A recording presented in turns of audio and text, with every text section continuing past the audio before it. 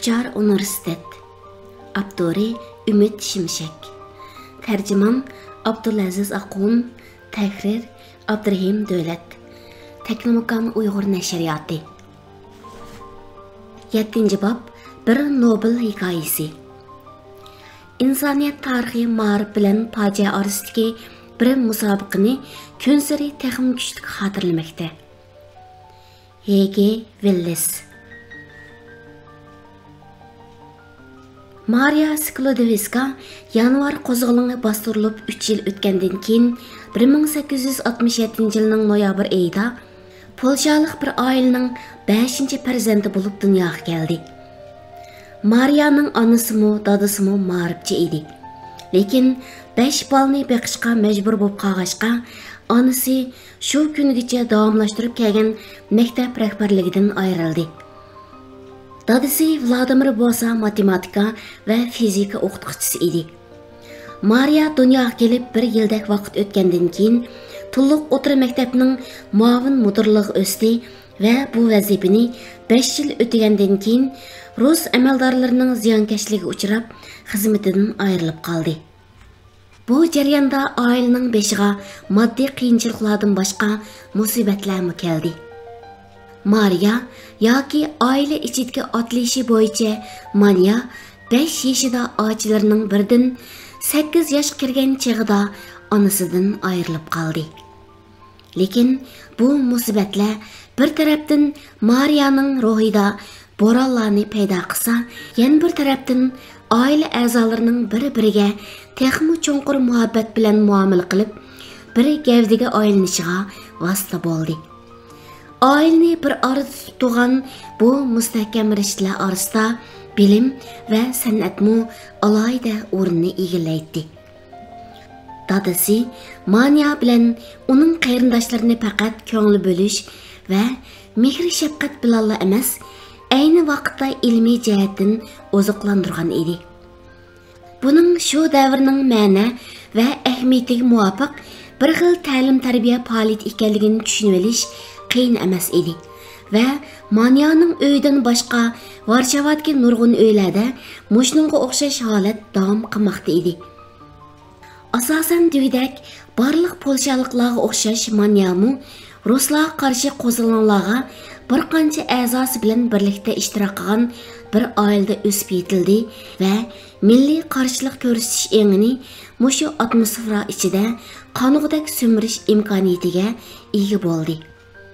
Manyaning bovisi Yosef 1830-yildagi qo'zg'olonda zambarakchi bo'lib vaziyat o'tgan va qo'zg'olon asnosida ruslarga asir tushib qolgan edi. Tog'isi Zindislar bo'lsa yanvar qo'zg'olonida 2 qatim yaralangan. Oxiri Fransiyaga qochib ketgan edi. Yana bir tog'isi Henrikmu mazkur qo'zg'olonga qatnashgan bo'lib, Manya dunyoga kelganda Sibiriyada 4 yillik surgun jazosini tortmoqda edi.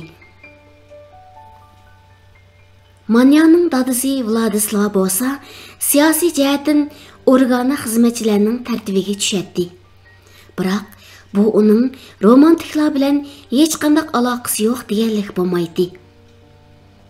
Manya ilm va madaniyat bilan dadasining soyasida tunishdi. Dadam tabiat haqida gap qilishni va uni tushuntirishni to'liq yaxshi ko'radi, deydi Manya.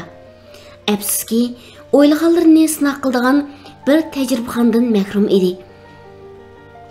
Manyaning o'g'il qarindoshi Yozefmu otasi to'g'risida biz cho'ng bo'lgan chag'imizdami har turli savollarga duch kelganda go'yoki bir ensiklopediyaga o'xshash uningga murojaat qilatdiq deydi. Vladislava adabiyotga qiziqadi. U rus, fransuz, ingliz va nemis tillarini biladi.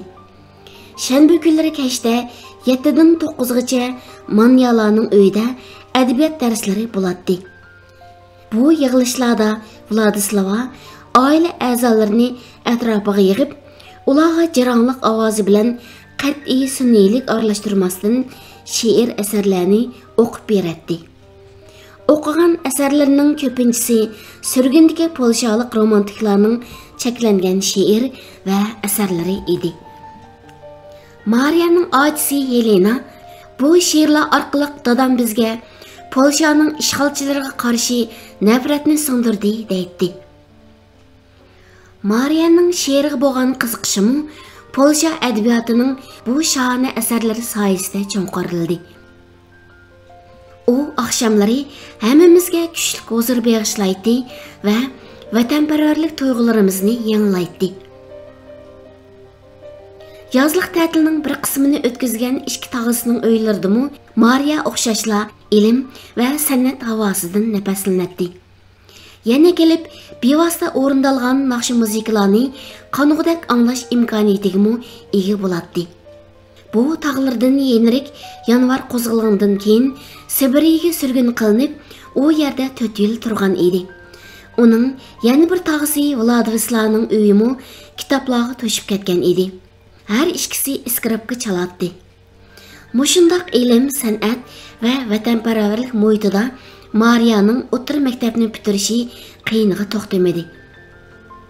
Navbat universitet o'qishiga kelganda boshqa jinsdoshlarga o'xshashla umi oldida taqoq ishlarni ko'radi. U davrlarda qurbi yetadiganlar chet ellarga ketib, o'qishni boshqa davlatlarda Polshadagiga qaraganda nihoyatda erkin shart-sharoit ostida davomlashtiradi. Mariyaning undaq qilish imkoniyati yo'q edi. Qadrli do'stlar, vaqt munosabati bilan bu bobni ikki qismga bo'lib o'qidim. Davomini keyingi qatimda huzuringizga sunaman. Xayr xo'sh, Xudo omonat. Ko'rishguncha omon bo'linglar.